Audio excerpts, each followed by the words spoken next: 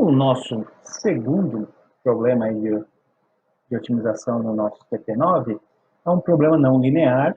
Tá? Nós temos que determinar a taxa de refluxo ótima em uma coluna de destilação. Então, nós temos aí a coluna de destilação, representada aqui pela figura, e nós temos o balanço de massa já da coluna, tá? Representado pelas equações 9.1 até a 9.4. Temos algumas equações auxiliares, que são correlações. Nós temos aqui desde o refluxo mínimo, tá? E o número de estágios mínimos também. Tá? Então, nós temos a equação 9, 5, 6 e 7 com as correlações para essa coluna. Nós temos a função objetivo. Bom, então, aqui tem todo o desenvolvimento dessa função objetivo. Então, essa função objetivo já é fornecida para vocês. Tá? Então, eu tenho ali, para determinação desse refluxo ótimo aí, para que eu tenha, né, o mínimo de custo nesta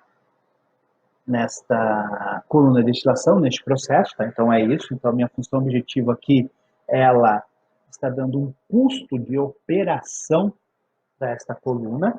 Então tenho aqui a minha função objetiva. Lá na descrição do problema tem o que é cada um dos termos. Okay? Então foi feito aqui apenas foi reorganizado apenas aqui a função objetiva. Tá? E ao final nós temos então que a função objetivo, que é o custo de operação dessa coluna de destilação, vai ficar apenas em função de R, tá? Que é a taxa de refluxo ótima para essa coluna de destilação. Então, ele foi organizado. Então, de novo, nós vamos resolver e vamos apresentar uma solução com base nessa informação. Tá? Então, a variável de projeto é apenas quem? A taxa de refluxo. Então, eu tenho aí a minha equação e tudo, e eu tenho os valores e equações aqui a serem utilizados. Tá, ok? Então, formulando o nosso problema, o que nós temos? Nós temos que minimizar, então, este custo, tá? Que está em função, né, da razão de refluxo, sujeito ao quê? Que o R, que é a minha razão de refluxo, ela tem que ser maior ou igual que a razão mínima de refluxo. Né? Então, essa é o que eu estou querendo para o meu problema. Então, eu deixei aqui uma das soluções, foi uma das soluções mais simples que eu possa ter para esse problema. Tá? Então, estou deixando apenas em função da minha razão de refluxo. Okay? Então, nós iremos, ó, novamente, né, qualquer representação diferente dessa não é a representação de um modelo prescritivo. Nós temos todas aquelas equações de balanço de massa. Tá? Ele vai ser satisfeito? Sim, tá? Com certeza. Bom, ele vai ser satisfeito. Nós temos todas aquelas correlações envolvidas. Serão satisfeitas? Sim, serão satisfeitas. Mas eu quero apenas, né, nessa função objetiva, nesse problema, deixar que apenas sujeito a uma condição, tá? Que é R, tá? Que é a razão de fluxo, maior ou igual que o R min. Bem, então, lembrando que essa é a solução para isso que eu estou apresentando aqui para vocês. Então, agora, vamos para o Excel, tá? Para tratarmos, então, da solução deste problema não linear. Então, pessoal, aqui no Excel, vou dar um zoom aqui, tá? Aqui no Excel, também já previamente, já montei aqui o nosso problema, tá? Fiz aqui uma tabela com os parâmetros que nós vamos utilizar, né? Isso aqui está fornecido no nosso problema. Eu deixei aqui notação científica, pelo fato desses dois valores aqui, ó, C1 e C2 serem muito pequenos, então se deixar aí em função de números mesmo, ou tem que deixar com muita casa, ou vai ficar igual a zero esse valor, tá bom? Então, só para a gente ver aqui, né, que valores bem pequenos mesmo, a notação científica, tá bom? Tenho aqui a restrição, variável de projeto e os modelos matemáticos.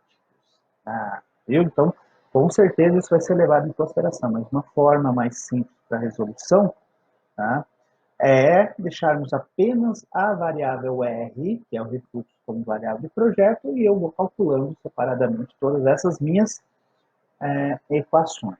Tá? Então, eu tenho aqui, né, a equação 9,5, no qual eu vou determinar o refluxo mínimo. Tá? Então, esse aqui é um valor que não depende de nada, né? Ele só depende já dos valores dos parâmetros iniciais, certo? Ele só depende dos parâmetros iniciais, tranquilo? Nós vamos usar a equação 9,6 para calcular o número mínimo de estágios, a 9,7 para calcularmos o XB, a 9,1 para calcularmos o B, a 9,2 para calcularmos o D e a 9,4 para calcularmos o V. Ok? Então, aqui eu tenho a minha função objetivo, né, com aquela equação já apresentada anteriormente. Tá? Vocês vão pegar lá e vão montar a função objetivo de vocês.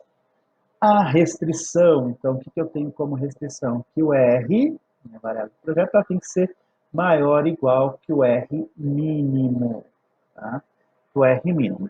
Então, essa restrição tem, né, que existir, porque eu tenho uma quantidade mínima de refluxo aí para essa coluna. Tá? Então, olha só, o que vai acontecer aqui? Vocês estão vendo que eu tenho um probleminha aqui, ó, calculado número, né? Não está achando, não sabe o que é isso aqui, e aqui na minha função número.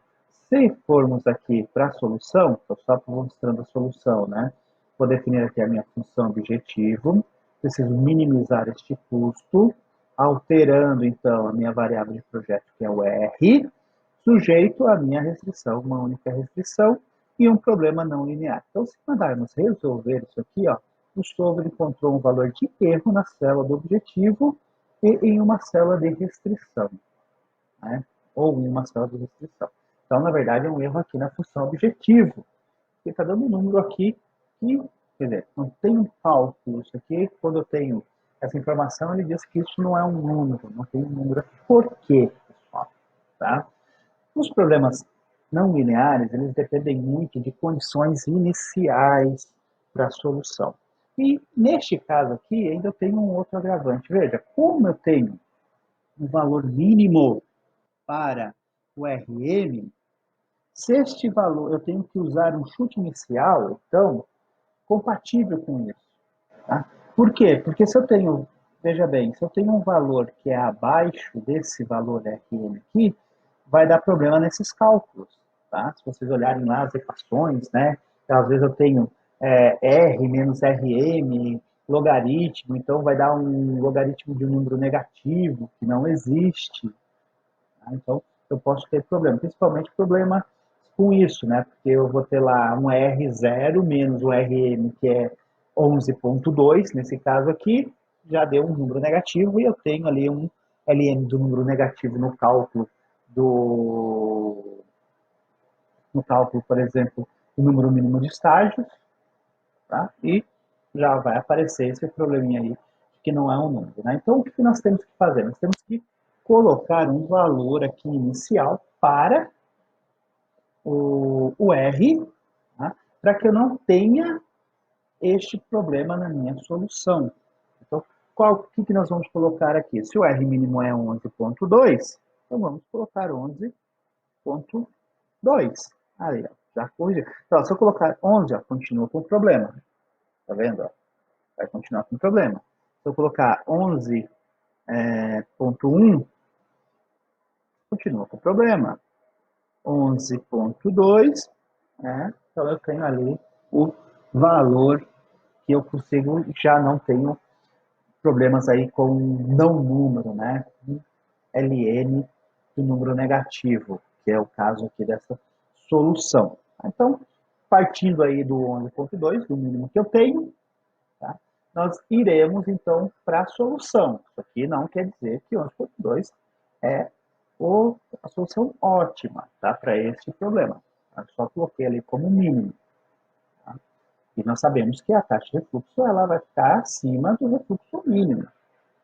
Tá? Não só o mínimo é para que ocorra mesmo todo o meu processo. Então, aqui em Solver, né? Nós vamos aqui em Solver, já está tudo certinho. Vamos resolver.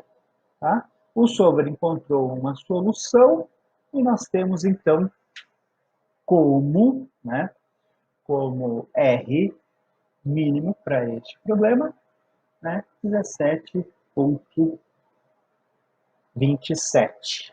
O refluxo mínimo, estando o custo, então, com este valor aqui de 4.248 dólares por uma unidade de tempo que é usado lá no problema. Ok? Então, só este probleminha para resolução, nós temos esta questão aqui da variável de projeto, né, o chute inicial da variável de projeto, ela não pode ser abaixo do R mínimo, porque senão nós teremos aquele problema de um logaritmo de número negativo. Ok? Então, e depois você pode, né, fazer algumas outras soluções. Ó.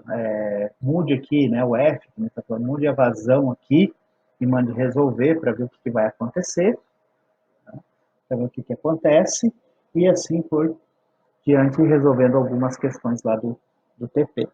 Tá beleza? Então, este aqui é o TP9, terminamos aí o TP9, e com isso também terminamos todos os nossos TPs de modelagem e simulação de processo. Tá ok?